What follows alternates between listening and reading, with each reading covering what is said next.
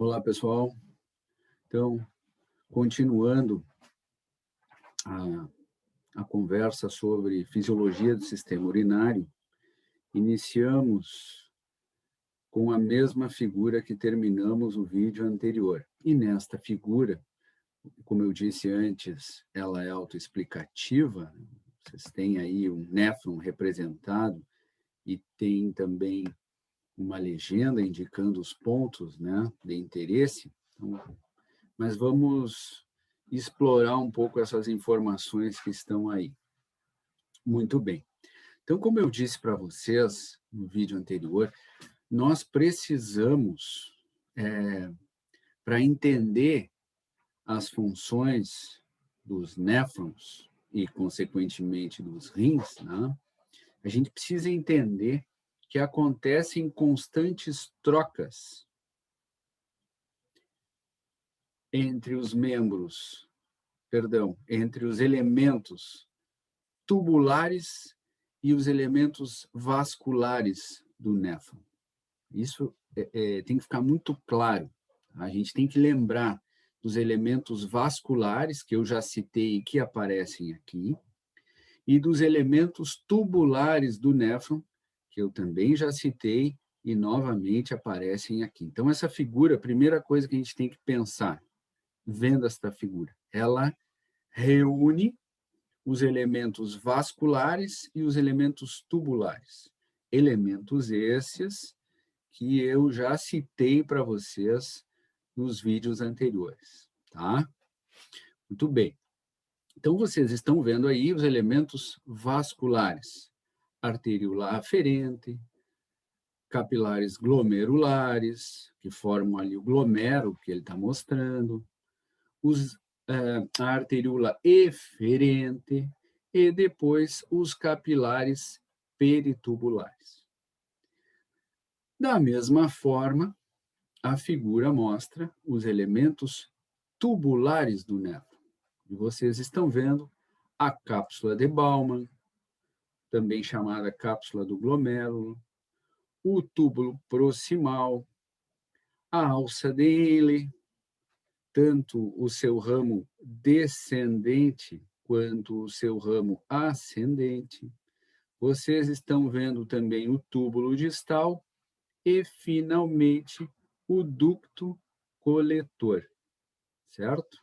Eu disse para vocês que um ducto coletor é comum a vários néfrons, 7, 8, 9 néfrons. Mas aqui a gente está vendo um único ducto coletor que está representando, né, que a gente quer entender melhor o que acontece nos néfrons. Muito bem. Ressalto também para vocês, e obviamente não preciso nem dizer, né, pessoal, que chegando aqui pela arteríola aferente está o sangue, que há pouco chegou aos rins pela artéria renal, né? Depois chegou às artérias arqueadas e agora está chegando às arteríolas aferentes de todos os néfrons, mas a gente está falando deste néfron. Que este sangue está passando pelos capilares glomerulares, tá? Depois este sangue chega na arteríola eferente. Finalmente, este sangue chega aos capilares peritubulares. E depois, já não mostra aqui, este sangue vai para as vênulas, veias arqueadas e, através da veia renal, deixa os rins, certo? Então, o sangue que chega pela artéria renal tem uma constituição diferente daquele sangue que está deixando os rins pela veia renal.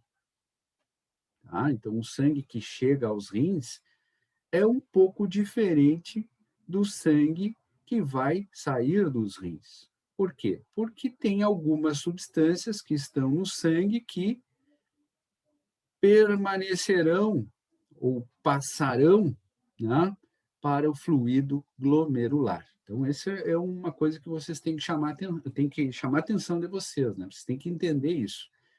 Vocês imaginarem os rins dos animais, o sangue que chega aos rins é um pouco diferente do sangue que vai, constituição, né, sair dos rins, porque tem coisas que sairão dos rins e irão para o fluido glomerular e, posteriormente, para a urina.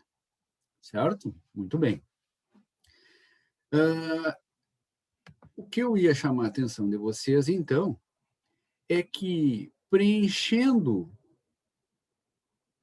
os elementos tubulares do néfron, ou o néfron propriamente dito, né, existe o líquido, está ocupando todo esse espaço que eu estou riscando de laranja aqui, que é a luz, né, do néfron, certo? Ou o lúmen do néfron, vocês sabem que luz e lúmen são sinônimos, né? Então, em laranja aí representa o espaço que é o interior do néfron, né? A luz do néfron, e que é preenchido pelo fluido ou líquido glomerular, certo? E que depois que este líquido glomerular cai na pelve renal, né? O néfron termina aqui. Então, quando o fluido glomerular cai na pelve renal, já é urina, e esta urina será conduzida até a bexiga pelos ureteres e posteriormente, através da uretra, será excretada, certo? Muito bem. Então, isso aqui não é novidade para vocês, né? Eu só estou reavivando a memória de vocês, porque isso eu falei nos 2 vídeos anteriores. Então, está bem claro. Muito bem. Deixa eu limpar um pouco essa bagunça aqui. Muito bem. Então, pessoal, é o seguinte. Repito, não esqueçam que existem constantes trocas, lá no néfron, existem constantes trocas entre sangue, fluido glomerular e sangue. Muita coisa vai continuar no sangue depois dessas trocas e alguma coisa, após essas trocas, irá para a urina, irá formar urina. Beleza? Repito algo que eu já falei também.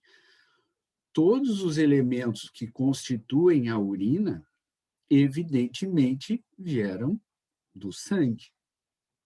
Então, a urina ela tem uma constituição semelhante ao sangue, né? Obviamente. Então, a urina reflete, né? A constituição da urina reflete a constituição do sangue, certo? Então, existem algumas substâncias que estão no sangue que não devem aparecer na urina.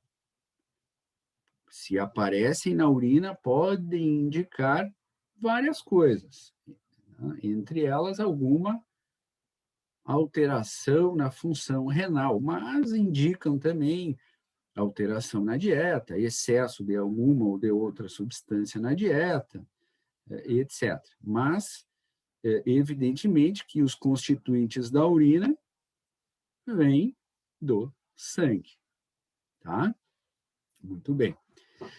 Bom, feito essa conversa inicial, né,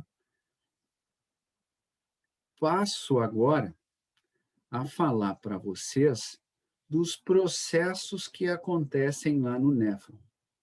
Essas trocas entre sangue, fluido glomerular e sangue, elas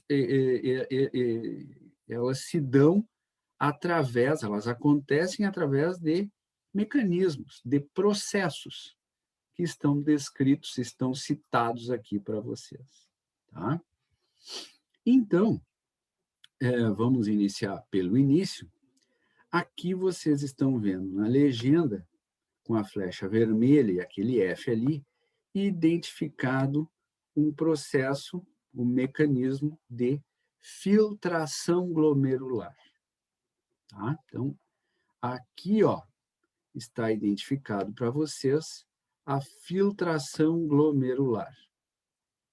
a filtração glomerular. Identificado aqui. A flecha indica para vocês que as substâncias que são filtradas saem do sangue e vão para o fluido glomerular. A flecha ali, o sentido da flecha vermelha está mostrando para vocês que as substâncias que são filtradas, elas saem do sangue e vão para o fluido glomerular. Em outras palavras, elas saem dos capilares glomerulares e vão para a cápsula, para a luz da cápsula de Bowman. É isso que vocês estão vendo aí, certo? Essa figura nos mostra também que filtração glomerular acontece só aí neste ponto aonde está a flecha vermelha. Ou seja, a filtração glomerular envolve apenas capilares glomerulares e cápsula de Bowman. Não acontece filtração em outro ponto do néfron, só aí, somente aí. Certo? Tudo bem. Nós vamos voltar a falar, vamos fazer um stop agora na filtração e vamos voltar a falar de filtração mais adiante. Tá? Vou mostrar para vocês de novo,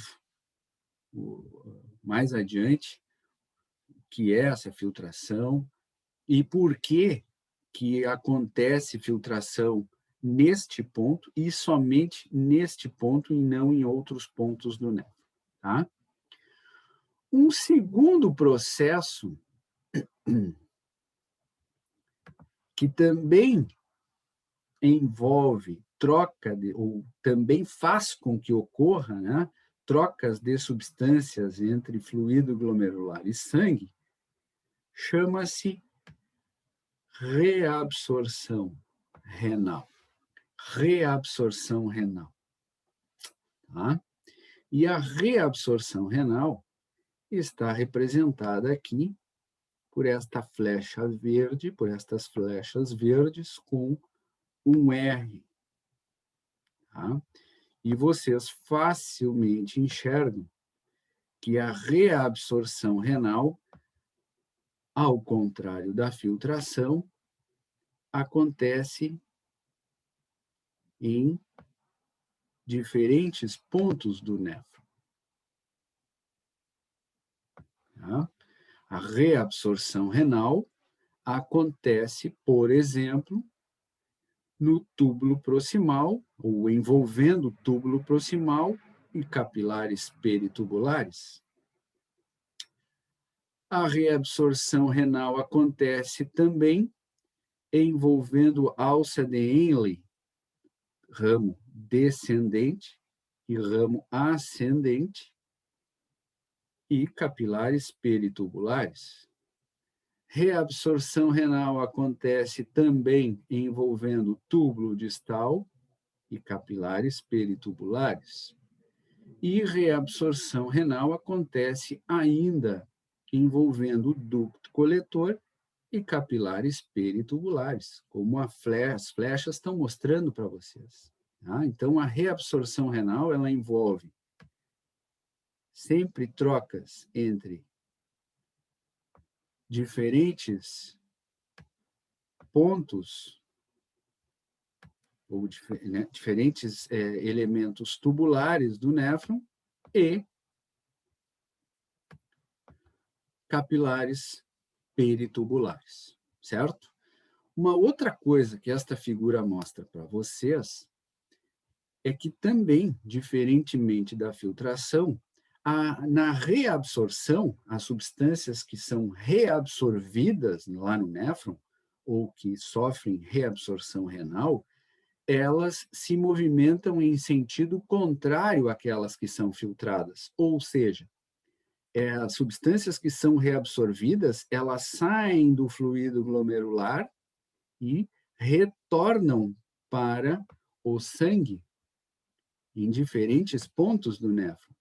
Por isso é que é chamado este processo de reabsorção, ou seja, substâncias que, através da filtração, chegaram no fluido glomerular, agora, em algum ponto do néfron, retornam para o sangue, ou seja, reabsorção, certo? Tá? Talvez quem descobriu isso aqui pudesse chamar a filtração de absorção, né? Se a gente assumisse que absorção é um sinônimo de filtração, ficaria mais fácil de entender, né, esse termo reabsorção. Algo que é reabsorvido é algo que retorna. Neste caso, retornaria para o sangue. Tá? Mas a gente não usa o termo absorção aqui no rim. A gente usa o termo filtração glomerular. Então, algo que é reabsorvido é algo que foi filtrado e agora está sendo reabsorvido, ou seja, está retornando para o sangue. Tá bem? Então, nós também vamos detalhar mais adiante o processo de reabsorção, tá? Reabsorção. Eu já adianto para vocês que a gente sempre tem que ter cuidado, né? Em usar números, mas os números, os percentuais nos dão uma boa ideia, né?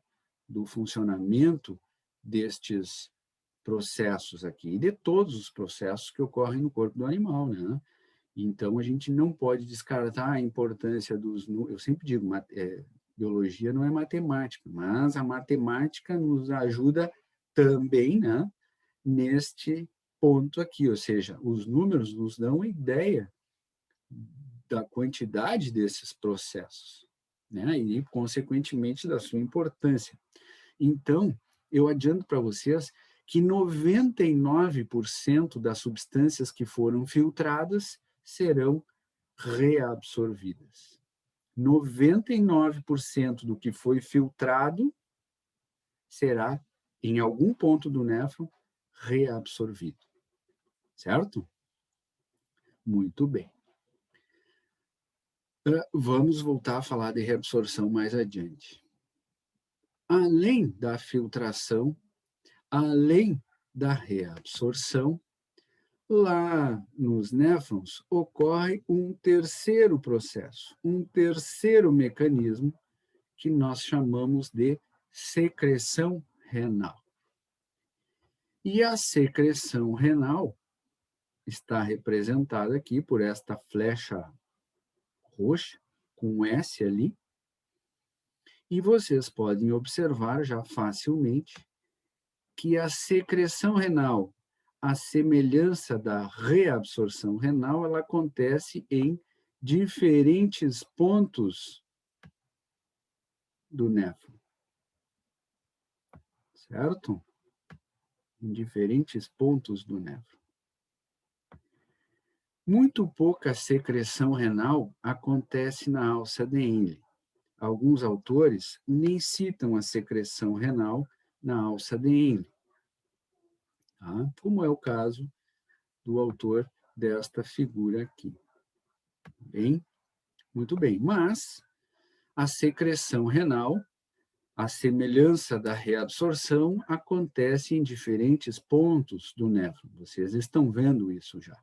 E, ao contrário da reabsorção renal, as substâncias que são secretadas, elas saem dos capilares peritubulares e vão para a luz do néfron, seja no túbulo proximal, seja no túbulo distal, ou seja ainda no ducto coletor. Tá? Então, repito, ao contrário da reabsorção renal, as substâncias que passam por secreção renal, que são secretadas lá nos rins, né, elas saem dos capilares peritubulares,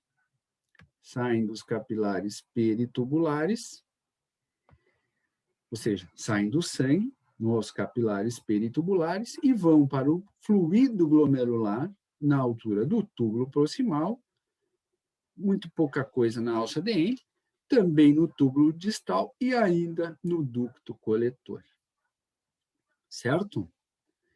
E a semelhança da filtração, justamente essas substâncias se deslocam do sangue para o fluido glomerular. Mas alguém pode, vendo essa figura, né, perguntar, mas secreção é a mesma coisa que filtração? E a resposta é não. São processos diferentes. A semelhança desses dois processos é o sentido em que as substâncias são transportadas, ou seja, tanto na filtração quanto na secreção, as substâncias saem do sangue e vão para o fluido glomerular, mas não são processos iguais. Podemos dizer que, de certa forma, a filtração e a secreção se somam lá no final da história, mas são processos diferentes que ocorrem em locais diferentes do néfron e que ocorrem por razões diferentes, ou seja, os processos de transporte que resultam na filtração e na secreção são diferentes, tá? Então, na verdade, o que nós temos aí, pessoal, que vocês estão vendo aí, são 3 processos que acontecem no néfron e que são processos diferentes, embora hajam algumas semelhanças entre eles, eles são processos diferentes, por isso que são classificados em filtração glomerular, reabsorção renal e secreção renal. Tá? E, na verdade, o que se tem é o seguinte, qualquer substância aí que vocês imaginarem, pode ser o sódio, por exemplo, ou o hidrogênio, né? O íon sódio, o íon hidrogênio. Por exemplo, a gente pode imaginar o seguinte, qual é a quantidade de íon hidrogênio, professor, que vai aparecer na urina? A resposta é, bom, a quantidade é variável. Por que está falando em íon hidrogênio? Porque eu disse para vocês lá no início, estou dando um exemplo, né? Peguei o hidrogênio como um exemplo, mas por quê? Qual a importância? Por que veio o hidrogênio na tua cabeça? Bom, pelo seguinte, eu disse para vocês que uma das funções renais é participar do equilíbrio ácido básico, né, do sangue, certo? Então, é participar da manutenção do pH sanguíneo, que é muito importante que fique ali entre 7,3, 7,4, né, 7,35, 7,45, certo? Todos sabem que a acidose metabólica é uma alteração no pH sanguíneo e que pode levar e leva o animal à morte. Então, foi por isso que eu citei aqui, me veio o exemplo do hidrogênio. Então, qual é a quantidade de hidrogênio na urina, professor? Se eu pegar e fizer um exame de urina no animal, qual é o normal, entre aspas, né? Vocês já sabem que normal em fisiologia é meio... não diz muita coisa, né? Mas o que eu espero do hidrogênio? Bom, a quantidade de hidrogênio que vai aparecer na urina, ela é proporcional à quantidade de hidrogênio que tem na corrente sanguínea. Esse é o primeiro ponto, né? Porque vocês já sabem agora que a urina, de certa forma, ela reflete a realidade do sangue, do que tem no sangue. E essa é a razão pela qual muito se faz exame de urina, né? Exame de sangue e o exame de urina.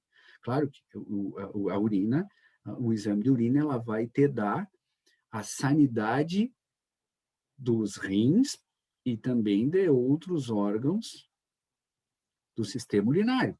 Mas a urina, ela reflete muito o que tem na corrente sanguínea, tá?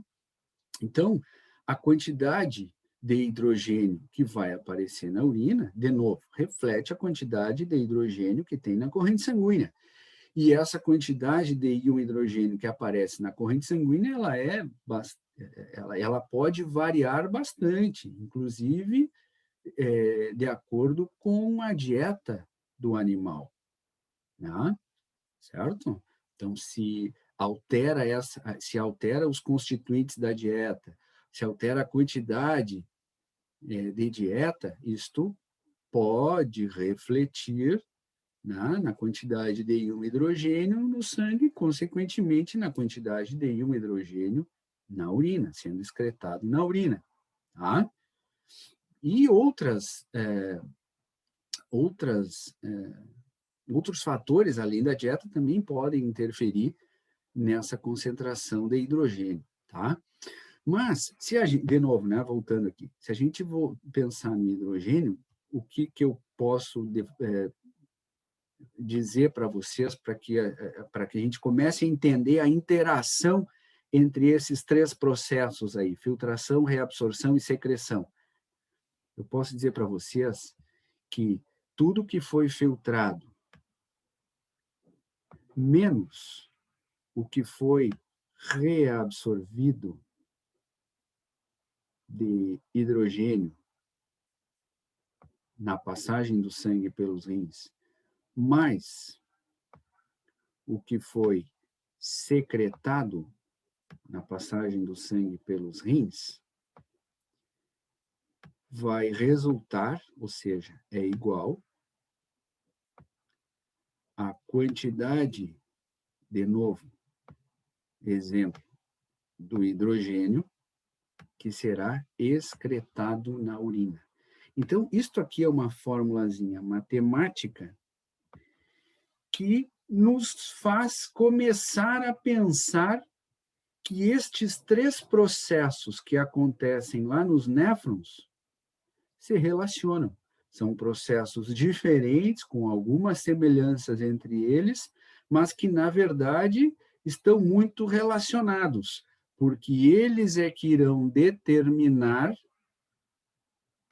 a quantidade de uma substância que será excretada ou eliminada na urina, certo? E aqui aparece, ó, a flechinha da excreção, ou seja, do que está no fluido glomerular e daqui a pouco fará parte da urina. Quando cair na pelvo renal, é urina, tá? Então, repito, pensem na função renal, pensem no rim como um filtro que vai filtrar o sangue, que filtra o sangue, pensem nos rins como filtros do sangue, e pensem que nos rins, né, ou seja, nos néfrons, acontece esse processo, esses três processos, e que esses três processos é que fazem dos néfrons ou dos rins filtros, né? Filtros. Então, a partir da filtração, da reabsorção e da secreção, há um processo de filtragem, digamos assim, do sangue. O que é necessário continua circulando, o que não é necessário gradualmente vai sendo excretado na urina. Certo? Tá bem?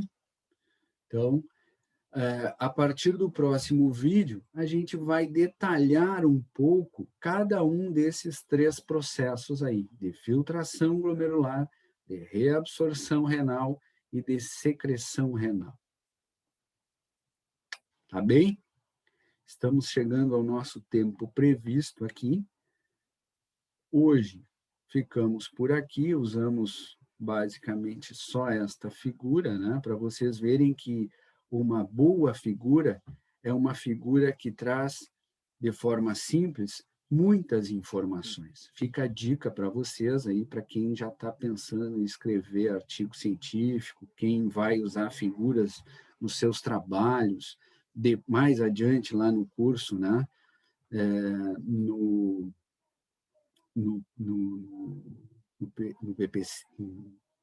PPC, e ainda no final do curso, no seu relatório de estágio, né?